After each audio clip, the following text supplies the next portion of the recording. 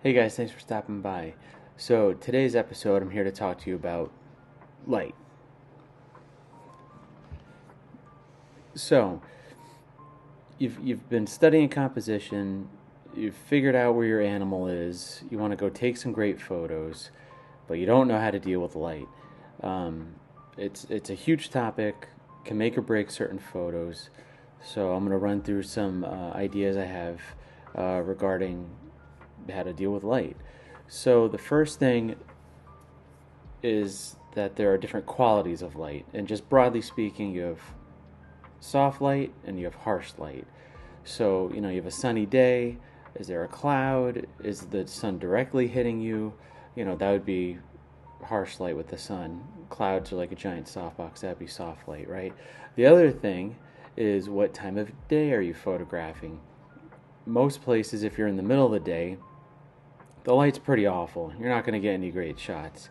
So you want to plan accordingly. Most wildlife is active kind of sunrise, sunsetish, anyway, generally speaking, right? So it really depends on the animal you're photographing, really depends on his behavior. But generally speaking, you want to plan for the best light and the best time for animal behavior. So let's have at it here. Let's talk about this. So when the sun is coming from behind you and it's lighting up the subject in front of you, that's generally speaking, it's called front lighting. And that can create really beautiful photos. And you can get some really great shots that way. You have to be careful your shadow isn't blocking the photo either. But the problem with this is sometimes this lights up your background as well. So that could be a problem for separating your subject from the background. As the sun, or if you plan for the animal to be in a certain position where you can get some cross lighting. So this could be at any angle other than front lighting. So don't overcomplicate it. It doesn't have to be at 90 degrees to the animal. Cross lighting is just generally when it's going across the animal and it creates some texture in the fur. You get some shadows, you get some dramatic effects. It's really great stuff. Again, these scenarios typically happen when the sun is at lower angles in the sky. So pretty much anything other than that midday and a few hours before and a few hours after, you're going to get these really dramatic lighting effects. As the sun is behind the animal, either at an angle or directly behind them, it still could be considered a cross lighting, but you get this backlighting. This is how you get those really beautiful like rim light shots or silhouette shots. I have examples of all these. It's all about the angle of the sun. So your goal when you're in the field is to position yourself for the shot that you want. Now, animals are unpredictable, especially dangerous ones, right? So you just do the best you can with what you can safely do. But ideally, you're trying to pre-plan your shots as you go out into the field. So let's run through some examples here. So when you talk about soft light, and again, sometimes you don't always have an option. Sometimes it's raining, you're in your spot and there's a storm, or there's fog or whatever. You just got to make the best of your scenario, right?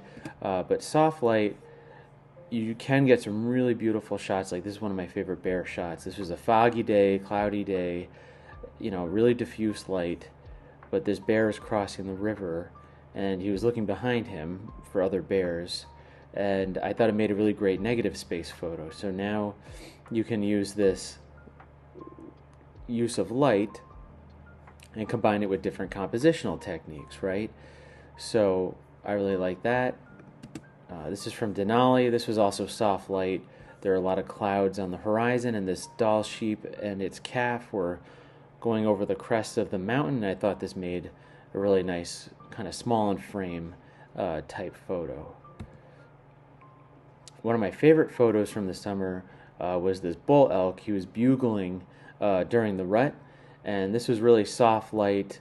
The sun was coming up just before it came up over the mountains. It kind of lit up the bowl where this campground was in, and this elk started to call, and I was able to get a little bit of its breath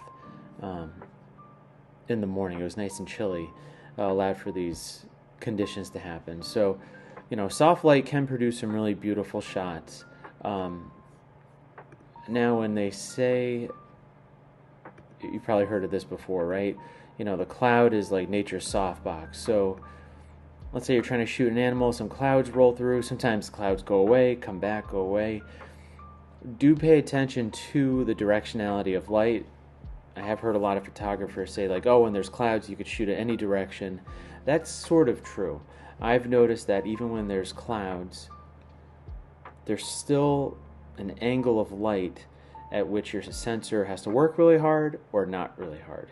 So if you're shooting a dark animal like a bear, you want to pay attention to where the light is coming from, even when there's clouds in the sky. So one of my favorite tricks to do is I kind of put up my hand and I go across the scene if I'm having a hard time figuring out where the light's coming from, and I could see, like, oh look, you know, my hand is front lit, or if I go to the side, oh, there's some shadows over here, or if it's a certain angle, you know, there's rim light. So it's kind of a way, a nice way in the field for you to figure out where the light's coming from. Even when there's soft light, again, there is sometimes often a direction to this light. It's not always the case where you could just shoot in any direction you want. Sometimes it is. In scenarios of harsh light,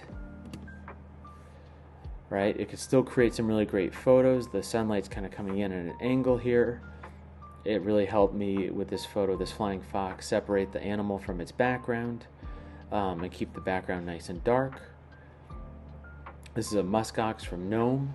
The sun was coming directly from the right side, and it was fairly harsh light, and it created these nice shadows here in the animal. And I'll talk about kind of color and how to separate your subject from certain things here. And again, cross lighting. This was a harsh light coming at an angle from the bear, a little bit behind, but you could see the face of the bear really well, and it creates a really nice, also kind of partial silhouette here. So those are your general, you know, soft and harsh light. You just got to take what you can get when you're in the field. You can't always control everything.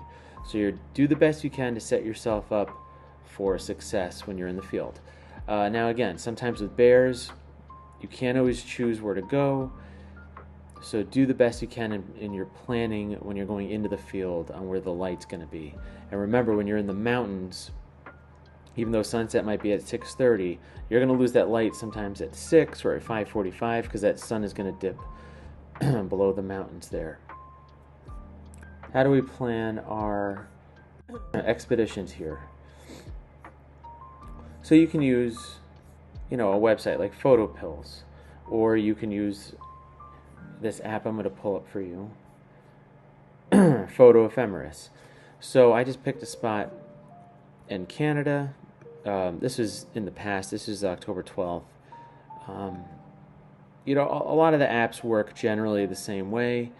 They'll give you generally the sunrise, the sunset. This should be the moonrise and then moonset.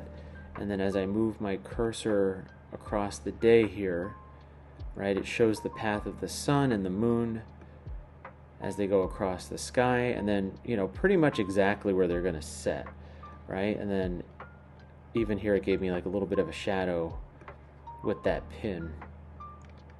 And then don't boo-hoo the moon, because there are some really cool photos you can do with animals around the full moon.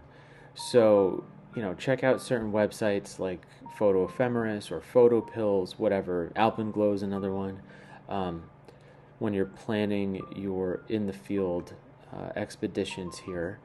So, you know, let's say it's a sunrise or a sunset. You've got yourself set up in a field, and you're trying to figure out, you know, where's the animal going to come, where are you going to go. Let's go through some different lighting scenarios here. So I kind of pulled up this little light meter that I had made. This is what you're going to see in the camera, right? You know, there's your 0.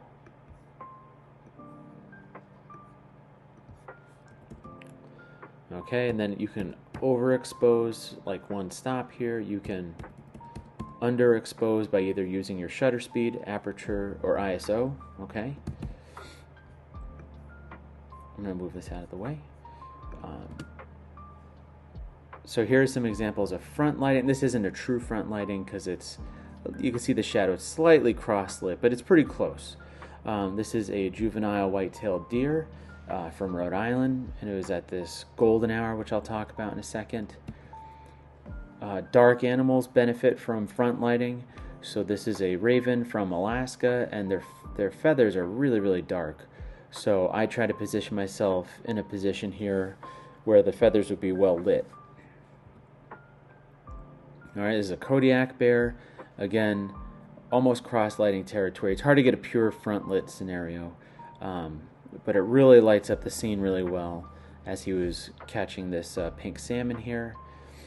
And then this is a Katmai, a brown bear. This is a sow with her cub, and this is a pretty true front lit type photo. I was able to separate her from the background using a little color theory, but these sows are hard because they're always a little bit blonde. So for a scenario like this, in all these scenarios, I tend to be, especially when there's an animal that has a lot of blonde or white or bright colors, I tend to be shooting maybe 2/3 of a stop below from the center here, and that'll stop you from blowing out your highlights. Okay, so that's just one way I use my light meter there in scenarios like this. This is technically a front lit scenario. This was a panorama I took of a famous mountain range. Well, I should say locally famous. I lived in a little island, so all 4,000 people knew these mountains. Again, if I remember my light meter correctly here, I was maybe a stop below. I was exposing for the highlights in the mountains, in the clouds, so I get everything nicely lit. And with today's cameras, you can boost the shadows a little bit and still get a really good image. So that's front lighting. And then let's just work our way around the circle here. So it's going to be a little out of order. Cross lighting, the light is coming at some angle across the animal. So this is a coyote from New Mexico. Again, the sun was coming at an angle here. And I didn't expose this photo as well as I had hoped. If I exposed it above, like one stop above, everything would be blown out, super bright. If I was at 0, well, it depends what you're exposing for, but just generally the whole scene, it still would be too bright. So I actually should have been like 2/3 of a stop below in this image. That's how you stop these highlights from getting blown out here, but you can still get detail in the rest of the image. Still not a bad photo. Even the pros, sometimes it's just the type of light you have. Sometimes you still get these blowouts here, even in really well-known photographers. So don't stress it too much, but try to expose for the highlights. Unless you're trying to get those silhouettes and you want all the shadows dark, don't worry about it. Another example of cross-lighting is this flying fox from South Australia. I was shooting at real golden hour, and these foxes were dipping in the water, and I happened to set myself up on a riverbank where I could see this patch of light, and this flying fox happened to hit this spot at the right time.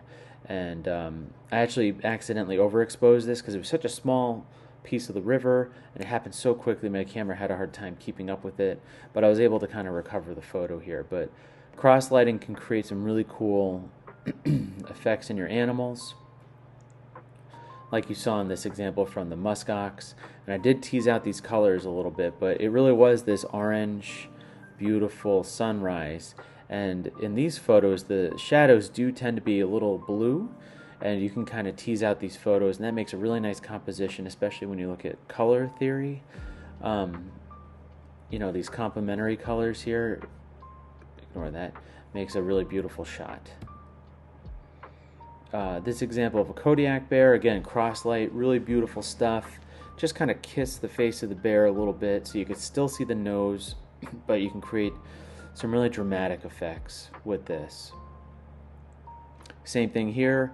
This was not that golden light, that golden hour type light, but still cross lighting. The light's coming across from the right side, and then you can see the shadows here are this nice kind of blue color.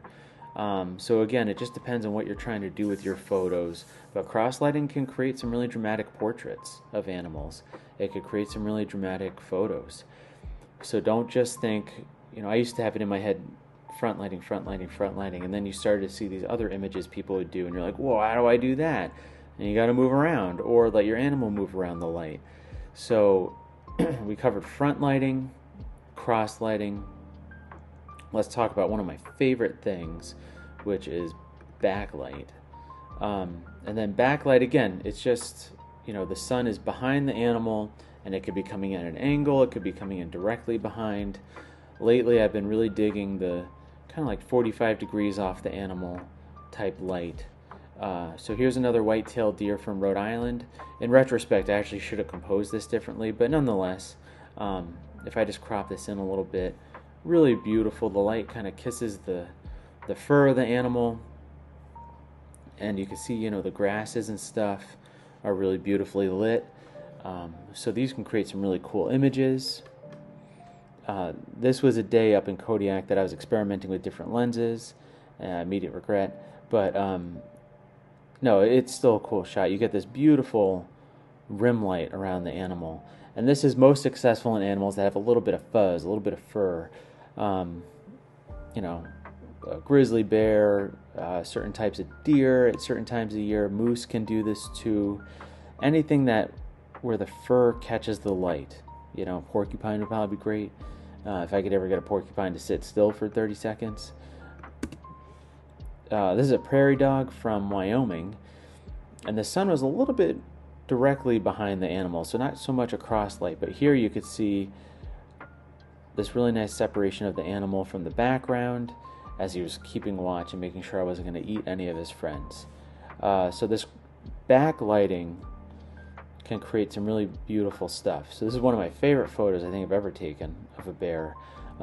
This is a backlit kind of cross lighting scenario. The bear is fishing in the river, and I don't remember if it was a sow or a boar, but they were coming out of the river and going back in again to go fish and look for some late season salmon, and they're dripping water, and the sun just caught the water. In a scenario like this, if you pull up your light meter, you want to be, it depends on the effect you're trying to get. If you're trying to keep details in the fur, which I chose to do in this particular edit, then you want to be underexposed, but maybe like 2/3, maybe a full stop. If you want to do a really nice edit, that I actually turned this into a really nice edit in one of the other versions that I have on my website, you want to shoot at sometimes depending if it's really bright, -2 stops, and just get the light coming off the bear and getting the water and everything, and you just turn this into a silhouette. So it really just depends on your artistic taste. You can do that post-processing, which I did, but again, I'm a big fan of trying to get this right in the field, in camera.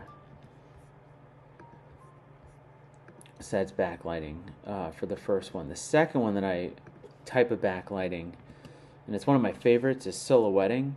So I'm going to run through a few different examples here of my favorite silhouetted shots. This first one was from Katmai, and I was probably shooting like a full 2 stops below to get this image. And I slowed down my shutter speed to get all the salmon and the water rushing past this bear. And he was actually sitting fairly still, waiting for fish to literally come at him. There were so many fish in the river, he didn't know what to do. And you're probably saying, well, how come you can't see the details of the bear and blah, blah, blah, blah, blah. Well, anyway, we're on a platform where the falls are, and it was terrible light. Really great day in Alaska otherwise, though. It was beautiful, wasn't raining, but for photography, atrocious light. Kind of early morning, so the sun was kind of low coming in, so I decided to turn this into kind of a silhouette type situation with a slow shutter speed, because I hadn't seen anybody really take this type of photo from Katmai. So I really liked the way it came out, considering the type of day that I had. And, that's just one of those things. My wife and I had a great day. We spent a lot of money to get over there. Didn't get the clouds that we wanted till way later in the afternoon. By then the platform was full of people. No bears on the falls, but you know, what are you going to do? So while we were there, this is the photo I decided to take. So overall, I'm really happy with it. But again, that's one of those things when you're in a scenario and you're like, what can I do with this light? You got to think outside the box a little bit. And that's the same thing in this photo. I was somewhere around 2 to even 3 stops below. This was a hummingbird nest in Washington State, and it was like getting to be middle of the day, and the hummingbirds were in the shade, but the light was behind the hummingbirds. So unless you're taking a silhouette, it's the worst possible lighting you could think of if you're trying to expose for the animal. So I said, why don't I just try a silhouetted shot here? So as the hummingbird, as she came in to feed her young, I underexposed it, but I still had this really beautiful green background. And I'm really happy. I haven't seen anybody take this type of shot with them. So, you know, we'll see how it does with a photo competition maybe. But, you know, you got to think creatively. So again, another backlit type photo. I know not everybody here does underwater photography, but if you're at a certain depth and you get the right conditions, you can backlight and silhouette your animal. And especially for an easily recognizable animal like this green sea turtle, they can make some really cool shots. And this one actually did win a photo contest, the Wilder Photo Contest in 2024, which I was super stoked about. I still want to, I love this photo. You know, I don't know what else I would change besides keep my bubbles out of the image, but hey, the judges loved it, and this is also on my website, and it's one of my favorite memories I have underwater. So again, using this light to your advantage can make some really great things. So when we talk about composition, again, don't overthink composition either, rule of thirds, all that stuff. But here, you know, I did a silhouetted shot of this Kodiak bear walking the beach, but it was a beautiful sunrise. So this is the type of shot I decided to go with, right? You're not going to try to expose for the bear, because then you're going to blow out the rest of your image. It's going to be super bright. Just go for silhouette. These are just the types of shots that you can get for the type of light that you have in those scenarios. So again, it's setting yourself up for success. So why is all this important? Like, who the hell cares about light? Well, first of all, you know, depending on your camera, you need light to take an image. But the other thing is you want to use your light to your advantage to create background separation. This is an image from Iceland. This is a northern fulmar, and I had to wait many, many shots for the bird to even come close to this nice lit patch of sky. But again, I knew I was chasing a silhouette. I wanted the drama in the sky. But again, there's no, you know, your eye has to go to the bird. There's nothing else to really focus on in this image, right? So in a way, that's an effective image just by using light alone. And yeah, I combined it with some compositional techniques, whatever. But the light here is hugely important. So this is a puffin from Alaska. And again, light here, it was a soft light day, gray day, but it created a really nice green background. There was a mountain behind this puffin as it was flying. And then when you think of color, you know, the beak is orange, there's a little bit of yellow here. These are kind of complementary colors to green, right? So I think it makes a nice contrast in colors to its background. And then to go a step further, you know, I was probably shooting at like f4. So now you're using aperture as well to separate your subject from your background. So it's all about the image you're trying to create. The image you're trying to create and how to get your viewer to find the subject in your photo, right? So, you know, we've all done it. You shoot a picture of a bird or something and there's just grasses in the way and everything. You're like, man, my photo really sucks.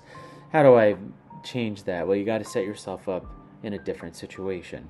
So this is an Atlantic puffin from Iceland, and I set myself up in this part of the hill because I saw the dark background and the way the light was coming in and just hitting the puffins. And I knew in camera I can create a dark background photo without a ton of editing of these puffins in flight.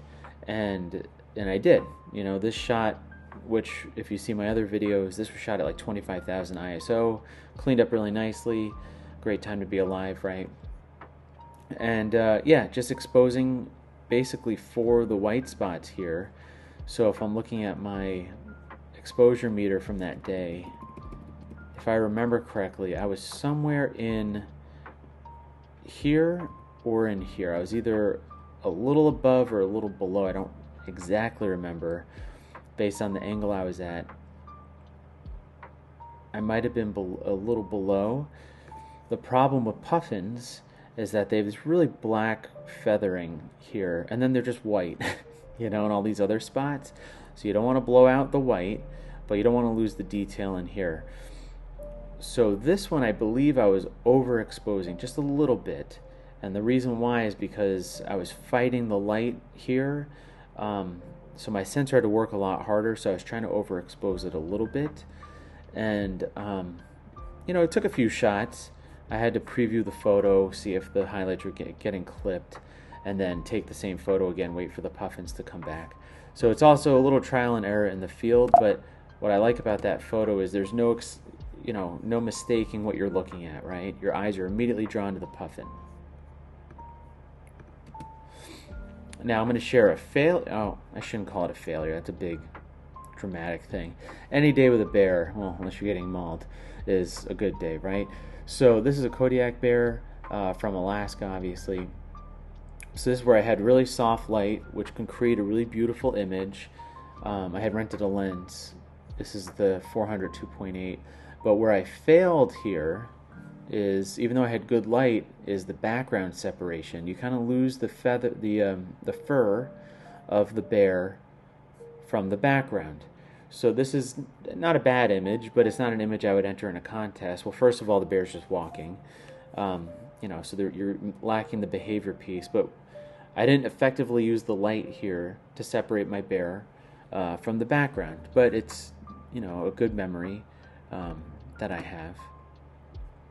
This is a photo I took for this video, actually. This is a Pacific wren. So you're saying, well, how'd you use light here? Who cares about this? Just a little bird, right? Well, when you look at background separation, this was soft light. I had to set myself up on the correct side of the log, because even though there are clouds, I figured out where my sensor had to work the least hard. Least hard? Hardest? Not as hard as if I was on the other side of the log. So I used a little hand trick. And then I positioned myself where the bird would line up with the log behind him, and I used the white background of the log to emphasize the bird. And I tried it before with another shot. If I lined up the bird with the green background, you would lose the bird. So paying attention to your light, the direction of the light, and then also, if you're catching on to the theme here, paying attention to your background, hugely important. Because you could have great light, great composition, but if you shoot against a bad background, you lost your photo. You don't want to make your viewers work really hard for your image, unless that's, you know, the point. Sometimes certain animals, you know, camouflage or whatever, you could play with it. But, you know, your viewers need to see your subject immediately, like this mallard here. Now I did kind of darken the background a little bit, but this is pretty close to what it looked like coming out of the camera, because as this bird was flying across the lake, I waited to take the photos of the bird as it went to the darkest part of the lake, and there was just enough light coming through to hit the bird. So you can take these types of photos pretty close to in camera, so don't think that everything's Photoshop. Now there are people who you know, will paint in black, and, you know, I'm guilty of that. I've done that myself before I knew what the heck I was doing. But try to do this stuff in camera if you can. It really does come out so much better than if you went in Photoshop or Affinity Photo, you know, whatever you use, and, you know, you try to paint it in. Try to do this stuff in the field, and you'll be way proud of your work because of it. Alright, so now I kind of did this a little backwards from other people. You know, we hear about this golden hour, this blue hour. Is there a pink hour, purple hour? Is there a green hour? No. Well, maybe there is. I don't know. But, so golden hour is basically when that sun, either for a sunset or sunrise, is at, it's like 6 to 10 degrees above the horizon. It really does light up everything with this beautiful golden hue. and it really does create some beautiful photos. So this is a flying fox from Australia. This was definitely golden hour here, and just everything was really beautifully lit. You can see another bat in the background. Just he was flying in the shadows here of the river, so you could see kind of even lighting here, but everything has this naturally golden hue to it. This was a kind of a rim light bear. The light was coming down river. This is a Kodiak bear. And it was around that golden hour, though, so it really lit up the bear with these golden colors. It's really wonderful stuff to shoot in. And, you know, don't stress so much when you're in the field. Like, don't put so much pressure on yourself that you're like, oh my God, I'm going to mess up my photo. Just have fun and just capture images, and then, you know, worry about the rest later. There's a pygmy owl, a northern pygmy owl from Washington. So I kind of use this compositional technique that, so not only is a golden hour, the light's hitting the owl and the little tree he's on, but I use the other trees to make you zero in on the bird anyway. So it's one of my favorite times to shoot. You just get these beautiful colors in the landscape. This photo is from Moab, Utah, and I've heard other photographers call this type of light, it's like red 5 or something. This was the very last bit of light before the sun crossed the horizon. So like the very truest definition of sunset. I did use a long exposure, so that kind of helped absorb some of the light. And the rocks are naturally kind of orangish, so kind of emphasized everything. But this was some of the most beautiful light I've ever seen. So if you can get an animal in this light, grade A right there. Really beautiful stuff. So I don't want you, though, when you're in the field, I don't want you to pack up when the sun sets. You know, just because it sets, or, you know, don't just wait for sunrise to start shooting. Don't be afraid to shoot in what they call blue hour. So blue hour, as it sounds, and I'll show you one of my favorite shots. It is this blue hue. This is a Kodiak bear from Alaska, and the sun had set, and it turns this kind of like the whole area, just the light turns blue, and this bear was kind of walking down river, and he started to turn and then walk the other way. And this is the shot. It shows it go with the silhouette, so I get the nice beautiful light behind the bear. It can create some really nice images still. So don't be afraid to shoot in blue hour. Especially if you're shooting something like the moon, you're kind of naturally in a blue type scenario anyway. This is a cow moose, which just means it's a female moose from Denali. And again, the sun had set, so I kind of lost that golden light. But man, you know, the tundra was turning its fall colors, or the taiga, technically it's taiga, was turning fall colors, and this cow moose was kind of eating leaves and stuff on the bushes. But I really like the light here. It's this nice even light, and I really like the colors in this photo. And then this is a big bull moose from Denali, and this is Mist in the background. He was kind of walking into this pond, and again, it's a blue hour, but I dig this photo a lot. Like, your eyes are drawn to the big rack that he had. He was a big boy, but even though you don't have that golden light, these blue hour photos can be really cool. So don't be afraid to shoot in those types of scenarios here.